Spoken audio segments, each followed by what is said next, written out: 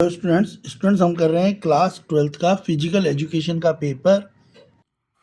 Class 12th का paper है ये फिजिकल एजुकेशन का, जिसका पेपर कोड है 75 सेट 4 है। ठीक है, स्टार्ट कर लेते हैं क्वेश्चन 1 से। सबसे पहले सेक्शन 1 स्टार्ट कर लेते हैं। आप अपने आंसर मैच कर लीजिए। सेक्शन ए में फर्स्ट क्वेश्चन है, which of the following is the next step after planning the sports event. तो स्पोर्ट्स इवेंट में बोला है नेक्स्ट स्टेप क्या होगा। तो जो नेक्स्ट स्टेप होगा वो होगा ऑर्गेनाइजिंग। और रीज़न क्या होगा, जब हम किसी चीज़ को प्लान कर लेते हैं तो हमारा जो स्टेप होता है वो क्या होता है, उस चीज़ को हमें क्या करना है, ऑर्गेनाइज करना है। जो भी ड्यूटीज़ हैं उनको परफॉर्म करने के लिए हम क्या करेंगे, एक वर्क को प्लान करेंगे। तो इसलिए पहले वाले क्वेश्चन का आंसर होगा ऑर्गेनाइजिंग। हिंदी मीडियम वाले भी अपना आंसर लगा सकते हैं, उनका भी फर्स्ट क्वेश्चन का आंसर ठीक है ऑप्शन डी होगा। क्या होगा, ऑप्शन डी ऑर्गेनाइजिंग। तो फर्स्ट क्वेश्चन का आंसर है ऑप्शन डी ऑर्गेनाइजिंग। क्लियर हो गया। नेक्स्ट क्वेश्चन आपका, dash is the event to showcase children and youths ability and power on the sports field. जो चिल्ड्रन होते हैं या यूथ होते हैं वो अपनी एबिलिटी और पावर को स्पोर्ट्स फील्ड पर क्या कैसे शो करते हैं। तो इसका आंसर होगा कब करते हैं, तो इसका आंसर है स्पोर्ट्स डे।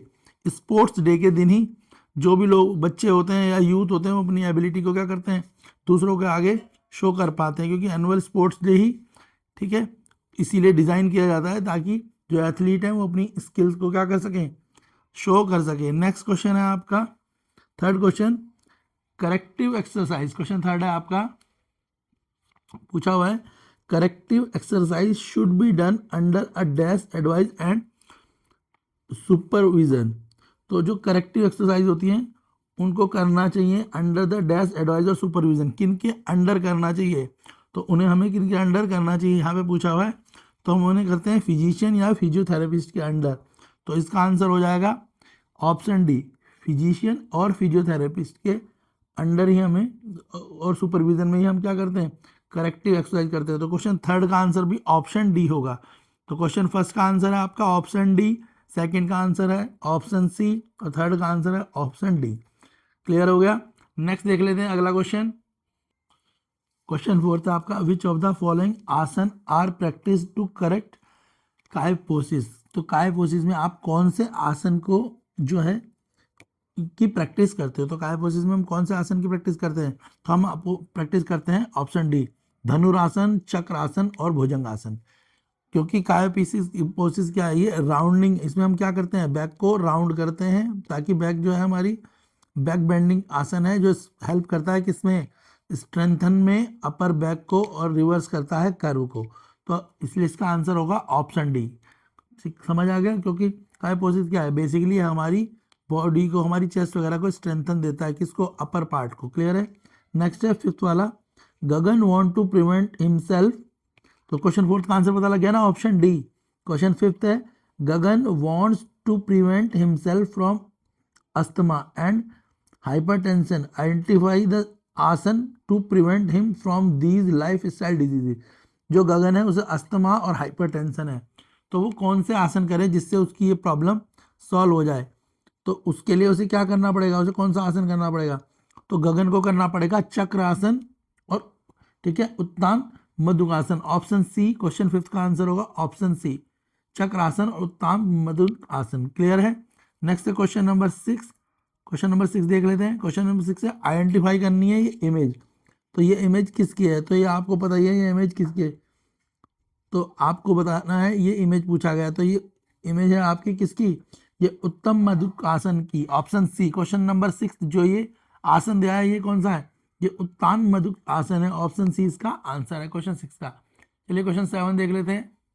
क्वेश्चन 7 में आपसे पूछा है, क्वेश्चन 7 में आपसे क्या पूछा है, क्वेश्चन 7 में आपसे पूछा है, which of the following complete competition was organise by, ठीक है, गौतमा एट 1948, ठीक है, London Olympic for disable person. तो डिसेबल पर्सनों के लिए जो कंपटीशन रखा गया था उस कंपटीशन का क्या नाम था जो 1948 में रखा गया था। तो क्वेश्चन 8 है ये, इसका आंसर, वो क्वेश्चन 7 था, इसका आंसर होगा व्हील चेयर। तो कौन सा कंपटीशन रखा गया था, व्हील चेयर कंपटीशन रखा गया था, क्लियर है।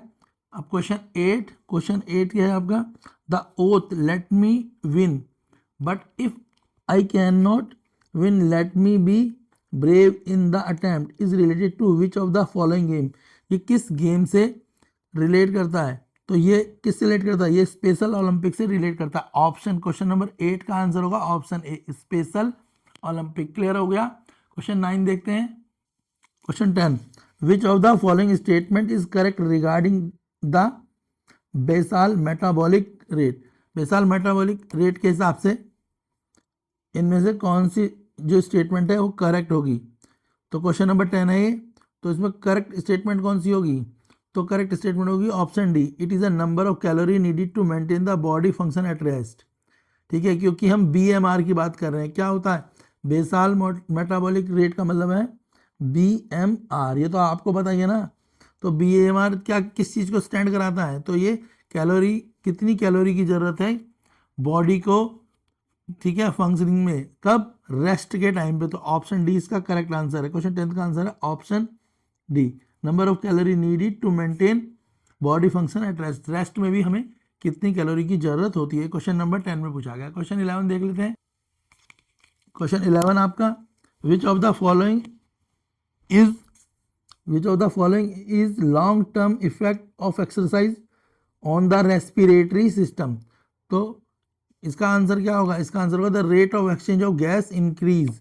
आंसर होगा करेक्ट आंसर इसका ऑप्शन डी होगा। बोला है ना long term effect of the exercise on the respiratory system. Respiratory system में लॉन्ग टर्म इफेक्ट किनका होता है, तो इससे क्या होता है एक्सचेंज ऑफ गैस इंक्रीज। हम जो है क्या करते हैं, ज़्यादा जो है ऑक्सीजन को इनहेल करना शुरू कर देते हैं। क्लियर हो गया, option D correct answer question 12 का। क्वेश्चन नंबर 13 है आपका, क्वेश्चन नंबर 11 का आंसर है ऑप्शन डी। क्वेश्चन नंबर 11 का आंसर है long term effect of exercise on the respiratory system. Answer है option D, the rate of exchange of gas increase, option D. Question number 12 assertion reason है। इसमें assertion आपसे पूछा है when an object or a body is moving at a constant velocity with no change in speed or direction it is dynamic equilibrium. Reason है a cyclist is a motion or a body position maintained by the sprinter on the track while running are example dynamic equilibrium.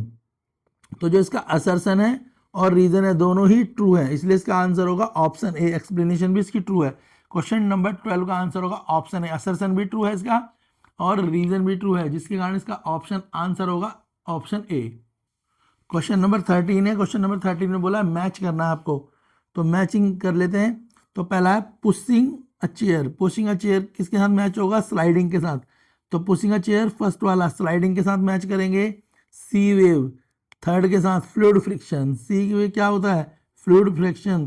Third second वाला third के साथ सी moving heavy, ये static friction. C fourth के साथ, fifth और fourth है skating, skating second के साथ रोलिंग फ्रिक्शन। तो इसका आंसर होगा ऑप्शन सी। क्वेश्चन 13 का आंसर हो जाएगा ऑप्शन सी। मैंने बता दिया है पहले वाला ए जो पुशिंग चेयर है वो किसके साथ मैच होगा, फर्स्ट वाले के साथ ही स्लाइडिंग फ्रिक्शन। सी वेव थर्ड वाले के साथ मैच होगा फ्लूइड फ्रिक्शन। मूविंग हैवी किसके साथ मैच होगा, स्टैटिक फ्रिक्शन के साथ। और स्टैटिक स्केटिंग जो स्केट्स है स्केटिंग होगा रोलिंग फ्रिक्शन के साथ। तो ऑप्शन सी करेक्ट आंसर है क्वेश्चन 13 का। क्वेश्चन 14 देख लेते हैं। क्वेश्चन 14 में पूछा है which of the following statement is correct regarding the, ठीक है, लेवरर क्या लेवरर फल्क्रम के हिसाब से कौन सी इसमें करेक्ट होगा। क्वेश्चन नंबर 14 तो इसके हिसाब से होगा it is a point which the lever rotate, option C correct answer होगा। इसका आंसर होगा ऑप्शन सी। क्वेश्चन नंबर 14 का आंसर है ऑप्शन सी। क्लियर हो गया बेटा। नेक्स्ट देखते हैं क्वेश्चन 15। क्वेश्चन 15 में आपसे असर्शन रीजन है। असर्शन है action and response of two athletes may differ during the match situation. Reason है personality is the combination of an individual thoughts, characteristics, behaviour, attitude and habits. तो इसमें assertion और reason दोनों ही true है, explanation correct है। Question 15 का answer होगा ऑप्शन ए। क्वेश्चन 15 का आंसर है ऑप्शन ए। नेक्स्ट क्वेश्चन 16 देख लेते हैं। 16 है Shweta is overstressed and anxious as she is prepared for her NEET exam. Which of the following is the suitable reason for her to exercise? उसे कौन सी exercise करनी चाहिए इन प्रॉब्लमों से निकलने के लिए? तो इसका आंसर होगा बेटा, तो क्वेश्चन 16 का आंसर क्या होगा, नीट के उस प्रॉब्लम से उसने कौन सी एक्सरसाइज करनी चाहिए?